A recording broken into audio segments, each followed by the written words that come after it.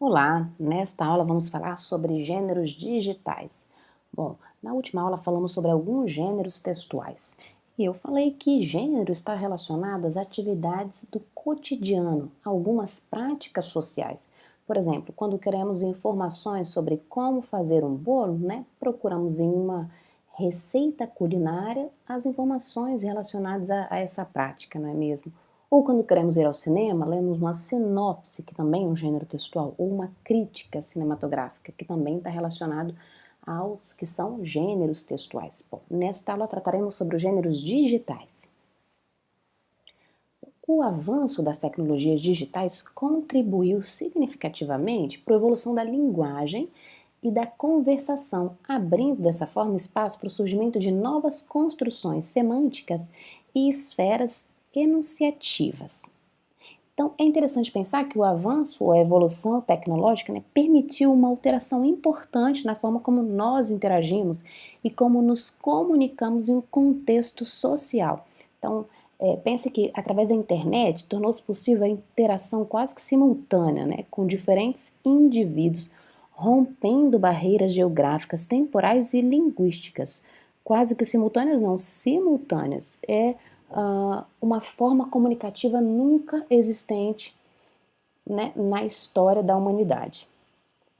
Bom, e essa tecnologia ela muda e as formas de interação social se alteram. Porém, os efeitos de sentido ainda se dão no diálogo entre os sujeitos, considerando suas condições históricas e sociais. Bom, como destaca Marcuse, estudar os gêneros é uma oportunidade de observar o uso da língua nas suas mais diversas formas. Na aula da semana 2, nós vimos alguns tipos de níveis de linguagem, que são as variantes linguísticas. Vimos lá também que a evolução da língua ela faz parte da história linguística. Então, é importante observar que com o advento, com o surgimento da internet, agora com toda essa transformação tecnológica, nós percebemos também novas formas de comunicação, uma nova forma de se expressar também, neologismos, percebemos que as pessoas utilizam a palavra de forma diferenciada.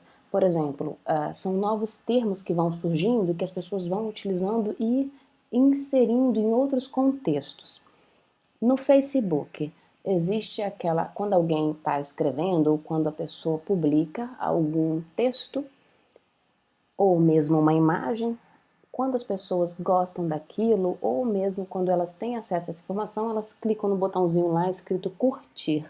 Então esse termo curtir, ele saiu do contexto do Facebook e foi para outros contextos. Então essas novas formas também estão relacionadas a esses gêneros digitais, elas existem devido a esses gêneros. Tudo que é feito linguisticamente pode ser tratado como gênero, situação que pode ser verificada na internet. O que seria o e-mail? O e-mail é o correio eletrônico. Uma das suas características tem uma enorme gama de textos que podem ser enviados por meio de uma mensagem eletrônica. O e-mail é um dos gêneros mais produzidos em todo o mundo e principalmente porque ele tem rapidez, ele tem essas duas características, a rapidez do meio eletrônico e a praticidade. Alguns autores têm até uma divergência ou uma dualidade para definir o e-mail como gênero, já que ele também pode ser definido como canal. Um canal em que coexistem outros gêneros também. Por exemplo, o e-mail ele pode ser uma carta, quando eu escrevo para alguém ou um familiar que está distante. Pode também enviar ou conter o gênero piada, isso é muito comum, uma prática muito comum, enviar piadas por e-mail. Ou uma publicidade, que são aquelas propagandas comerciais que as empresas nos enviam constantemente pela internet, e também receitas culinárias, ou seja, como você pode observar, o e-mail ele pode ser não somente a carta, mas ele pode conter outros gêneros. Então, ora, podemos defini-lo como gênero e também como canal. Veja este exemplo. Nós temos aqui um comunicado da empresa, aqui da UCL mesmo, comunicado que os recursos didáticos enviou para todos os professores. Observem a formalidade do texto. Caros professores, estamos esperando um fluxo muito grande de candidatos e seus familiares em nosso primeiro processo seletivo 2015/1, que ocorrerá no dia 22 de novembro. Por este motivo, estamos cancelando nossa reunião previamente agendada para o mesmo dia. Conto com a compreensão de todos. Atenciosamente, Roger Freitas, que é o nosso coordenador geral. Então, observar a formalidade do texto e o formato, ok? Aqui temos um outro e-mail que seria uma comunicação entre duas amigas, uma linguagem mais informal, não tem esse comprometimento com escrever correto, então tem até aqui o uso de gírias, tá? Vamos lá. Entendido. Chego 13h30, dou uma voltinha em Madrid e depois te encontro perto da sua casa na estação de Artilheiros. Já é. Fica tranquila que vai dar tudo certo. Faz sua pesquisa na paz que eu te encontro 17h30. Beijos. Essa forma de escrever beijos também é muito usual na internet, nos textos digitais. Algumas pessoas até perguntam, eu posso escrever beijos assim numa carta? Ou eu posso escrever VC numa redação em vez de você? Não, não é aconselhado, não deve se escrever dessa forma. Esse texto, inclusive, ele pode escrever, né? Você pode escrever assim nos e-mails, mas nos e-mails para os seus amigos, num tom mais informal, não no e-mail, por exemplo, no ambiente de trabalho.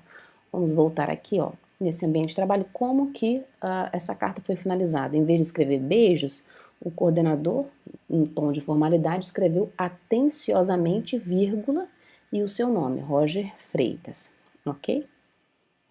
Inclusive aqui, a autora desse e-mail, ela nem assinou, simplesmente botou beijos nessa forma abreviada. Bom, um outro, digamos, gênero textual no e-mail, que seria uma publicidade, né, uma propaganda comercial, ó, destaque da semana, 10 resorts para ir com crianças. Indicamos hotéis com uma superestrutura e serviços especiais para entreter seu filho enquanto você aproveita as merecidas férias para relaxar. Então, outra modalidade de texto. O blog. Bom, o blog, ele surgiu com um cunho mais pessoal. Então, em sua primeira... Logo no seu início, as pessoas escreviam mais como diários.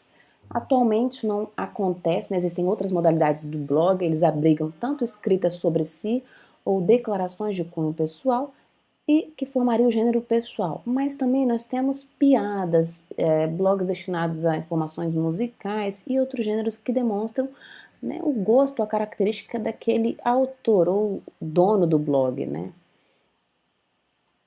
Tenho aqui um exemplo de um texto encontrado em um blog que coloca, bom, postando para Pamela Ellen, que eu amo ela demais, ela é super mil, amigona demais, te amo. Vocês podem observar o excesso de consoantes aqui nas palavras, elas estão um pouco modificadas, isso é muito comum encontrar em alguns textos digitais. Bom, está errado? Não existe o errado e certo, é a forma textual que vem se repetindo e que encontramos com uma certa frequência nesses tipos de texto, principalmente nesse tom mais informal. Temos aqui já um texto diferenciado, até um caráter de texto dissertativo, né? Falando sobre a Copa do Mundo. É um texto de opinião que alguém escreveu, o dono desse blog escreveu, falando sobre o que ele considerava, né? Dois fatores são sempre mencionados quando se trata de defender a realização de um grande evento esportivo como a Copa do Mundo, o estímulo para melhorar a infraestrutura do país e a oportunidade de expandir o turismo, ou seja, tem uma linguagem diferente, não tem aquele texto informal e aquelas palavras, né, desenhadas. É uma outra modalidade. Então, assim, no blog nós também presenciamos essas divergências textuais. E-mail e blog, canal ou gênero, aquela questão que eu coloquei anteriormente, que alguns autores ainda estão nessa análise, né? Como definir cada um, do que se trata, se seria canal ou gênero, ou se é uma fusão, um pouco de cada coisa. Bom, o e-mail blog tem características ao mesmo tempo de canal e de código. Né? Nos dois casos, são os meios pelos quais a informação é transmitida e também suas informações propriamente ditas. Então, possivelmente você vai encontrar alguns autores que defendem mais a ideia do canal, outros de gênero. Mas é importante observar que conseguimos delimitar ou definir as características de cada um deles. clique aqui para curtir, Facebook, né? Vamos falar um pouquinho sobre o Facebook, que também seria os textos encontrados são gênero textual. Bom, o Facebook, o fato de ser ouvido por si só, estabelece uma relação dialógica. A palavra quer ser ouvida, compreendida, respondida e quer por sua vez responder a resposta e assim ad infinitum. Bakhtin, né, escreveu esse trecho em 1997. Bom, gente, é muito interessante saber, quando as pessoas publicam informações no Facebook, elas estão fazendo relações com outros textos ou outras informações que tiveram acesso. E o simples fato de ter uma informação no Facebook significa que você quer divulgar, você quer compartilhar essa informação. E essa possibilidade, ela é praticamente inédita na história da humanidade. Quando que as pessoas tiveram acesso a essa possibilidade, esse canal comunicativo de conseguir colocar ali informação, publicar a sua opinião sobre um fato, né?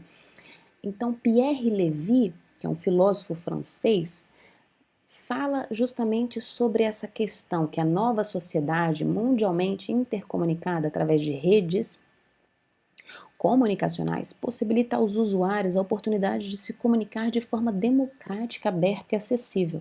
Então, pessoas que estavam antes no anonimato tornam-se conhecidas quando colocam seus vídeos lá no YouTube ou em outros canais, ou quando publicam suas informações, ou até mesmo fazem divulgação de algum trabalho e assim consegue esse espaço para comunicar seu texto ou o que quer que seja, né? Consolidando a ideia de vivermos em uma única aldeia global. O que é aldeia global? É um termo que foi lançado por McLuhan, um teórico da comunicação, educador que falava muito sobre essas questões comunicativas relacionadas à internet. E ele falou sobre isso, olha que interessante, 30 anos antes da internet ser inventada, já fazia já tinha essa ideia do que seria a humanidade com essas redes comunicativas. Então, no Facebook, nós também podemos colocar nossa opinião, comentar algum tema existente, algo que esteja em pauta nos veículos ou canais de comunicação, ou falar sobre o nosso estado de humor, contar uma piada, são vários tipos de texto. E as pessoas entram ali, se relacionam, trocam essas informações.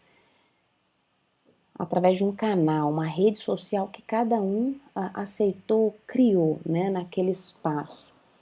E é muito interessante que pessoas que antes nem conseguiam, nem imaginavam que teria essa possibilidade comunicativa, já tem esse espaço para entrar, colocar a sua opinião, divulgar a sua informação, né? São autores dos seus textos, dos seus canais, suas ideias e pensamentos. Veja aqui uma imagem do Facebook, tem uma série de textos aqui, vamos ver esse lado da tela abaixo da imagem. Tem plantas e quer viajar? Seus amigos estão viajando também? Rega por capilaridade. Enche um balde com água, coloque os vasos em volta, corte tiras de tecido de algodão e enterre uma das extremidades na terra, a outra extremidade no balde até o fundo. Depois cubra para evitar dengue. Pronto, pode viajar. Né? São informações também que as pessoas elas encontram em algum lugar e elas divulgam de forma a compartilhar essas questões com os colegas que fazem parte da rede. Então outras pessoas entram ali, comentam, escrevem textos que também fazem parte de toda essa modalidade comunicativa. Nós falamos nesta aula de gênero digital sobre o Facebook, e-mail e blog, mas não significa que esses sejam os únicos gêneros textuais, tá, gente? Nós temos inúmeros outros que você mesmo pode encontrar fazendo suas pesquisas na internet. Nossa aula termina por aqui, fique atento às listas de exercícios e até a próxima!